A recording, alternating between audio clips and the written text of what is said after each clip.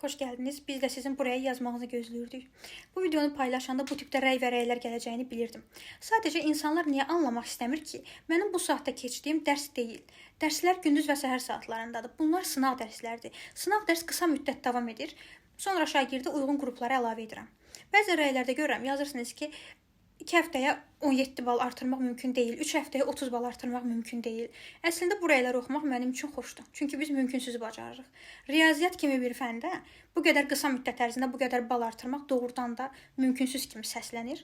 Amma mən danışmıram, deyirəm və edirəm. Mənim şagirdlərim qısa müddət ərzində yüksək nəticə toplayır. Çünki mənim proqramlarım konkretdir. Qaydalarım, əlyazma qeydlərim sırf buraxılış imtahana düşən tipli qaydalardan ibarətdir. Siz başqa qayda kitabından oxusanız, sizə imtahanda lazım olmayan o qədər bilgi var ki orada. Mənim qayda kitablarım qısa və konkretdir, qeydlərim. Əlavə olaraq surət qruplarımda dərs müddəti ərzində yazdırdığım tapşırıqlar sırf buraxılış imtahana düşən tipli suallardan ibarətdir. Ona görə biz qısa müddət ərzində yüksək nəticə əldə edirik. Rəy yazmadan öncə zəhmət olmasa Instagram storylərimi izləyin.